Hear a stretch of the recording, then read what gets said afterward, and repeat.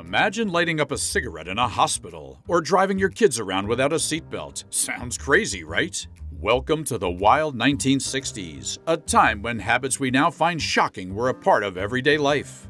From lax driving rules to casual workplace drinking, the 60s were a different world. In today's video, we'll uncover shocking 1960s habits that are completely banned today. You won't believe what was considered normal back then. Can you imagine a time when the beauty industry relied on animals to test their products? Yes, it sounds shocking, but in the 1960s, animal testing for cosmetics was a common practice. From bunnies to guinea pigs, these innocent creatures were often subjected to harmful tests to ensure our beauty products were safe. But how did we go from that to the cruelty-free labels we see today? The 1960s were a time of fewer regulations and less public awareness about animal welfare.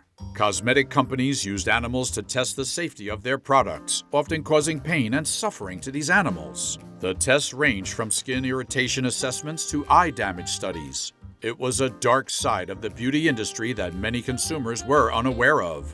Fast forward to today, and the landscape has changed dramatically.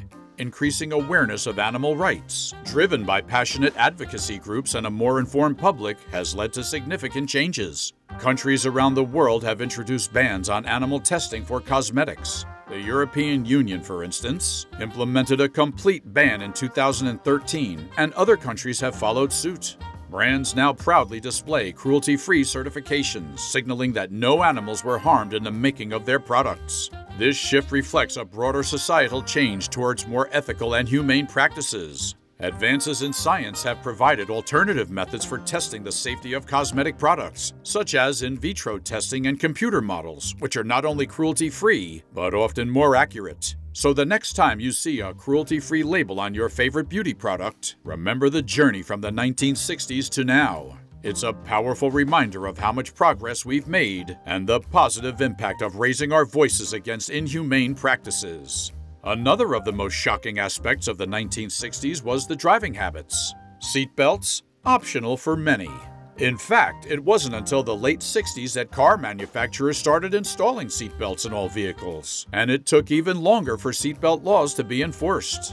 People would drive long distances without ever buckling up, putting themselves at enormous risk. Drunk driving was another rampant issue.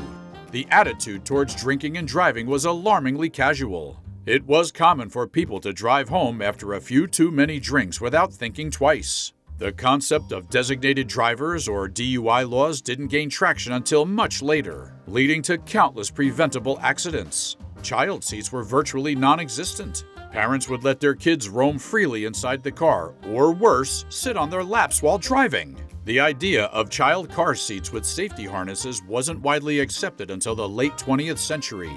Can you imagine doing that today? Imagine a typical family road trip in the 1960s. The kids would be bouncing around in the back seat, sprawled out with their toys and snacks, while Dad navigated the open road. Mom might even be in the passenger seat, unbuckled, holding a map and pointing out the next turn. And how about smoking everywhere? Smoking was ubiquitous in the 1960s. People smoked everywhere. In offices, restaurants, airplanes, and even hospitals. The dangers of smoking weren't as well understood or publicized as they are today. It was common to see doctors and nurses lighting up a cigarette during their breaks, and nobody thought twice about it. Indoor smoking was the norm. Imagine going to a movie theater or a shopping mall and being surrounded by clouds of smoke. Non-smokers had little choice but to inhale secondhand smoke, which we now know is extremely harmful. The Clean Air Acts and smoking bans in public places that we take for granted today didn't come into effect until the late 70s and 80s. Public places were filled with cigarette advertisements, glamorizing smoking as a sophisticated and desirable habit. It took decades of public health campaigns to shift the perception and bring about the strict smoking regulations we have now. The 60s were truly a different era when it came to smoking. Picture a scene from a 1960s office. The boss might call a meeting, and as everyone gathers around the conference table, the room quickly fills with smoke. It was just another day at work, and nobody thought twice about the health implications. Then, imagine living in a time when the paint on your walls and the bright colors on your children's toys could silently harm you. In the 1960s, lead-based paint was everywhere. in homes, schools, and even on playground equipment. It's hard to believe now, but back then people were unaware of the severe health risks associated with lead exposure. So, how did we transition from widespread use to a complete ban? Lead-based paint was prized for its durability and vibrant colors. However, the convenience came at a steep cost. Back in the 60s, a child's playroom might be painted with bright, cheerful colors, all containing lead. As the paint aged, it would chip and deteriorate, releasing toxic lead dust into the environment. Children, being naturally curious and prone to putting things in their mouths, were particularly vulnerable. They would ingest lead paint chips or inhale lead dust, leading to severe health issues. Parents would unknowingly expose their children to this toxic substance daily. It wasn't uncommon for kids to chew on painted toys or furniture, ingesting dangerous levels of lead without anyone realizing the potential harm. The dangers of lead exposure are profound. Lead poisoning can cause a range of health problems, especially in children, including developmental delays, learning difficulties, irritability, weight loss, and more. In severe cases, it can cause seizures and even death. Adults exposed to lead can suffer from high blood pressure, joint pain, and other serious health issues. Public health awareness started to grow in the late 60s and 70s. Researchers and activists began to highlight the dangers of lead-based paint, pushing for regulatory changes. Their efforts culminated in the United States with the ban on lead-based paint in residential properties and public buildings in 1978. This significant regulatory shift marked a new era of safety and health awareness. Today, strict regulations ensure that lead is not used in paint or consumer products, and older homes are often inspected and remediated to remove any remaining lead paint hazards. So, the next time you admire the fresh coat of paint in your home, take a moment to appreciate the hard-fought journey from the hazardous days of the 60s to the safer standards we enjoy today. This change is a testament to the power of public health advocacy and regulatory action in protecting our well-being. Now, workplace norms in the 1960s were also drastically different. Drinking in the office was surprisingly common. It wasn't unusual for employees to have a drink or two during lunch, or even keep a bottle of whiskey in their desk drawers. In many offices, it was a common sight to see employees gathering around for a liquid lunch, where cocktails were as essential as the sandwiches. This kind of behavior would be shocking today and is heavily regulated in modern workplaces. Gender roles and discrimination were rampant. The workplace was virtually male-dominated, and women were often subjected to blatant sexism. It was a time when inappropriate comments and behavior were often overlooked or even accepted as part of the office culture. The progress in gender equality and anti-harassment policies over the years highlights just how far we've come. Workplace safety was another area with significant differences. Protective gear and safety protocols that are mandatory today were often ignored. Factories and construction sites lacked many of the safety measures we now consider essential, leading to higher rates of workplace accidents and injuries.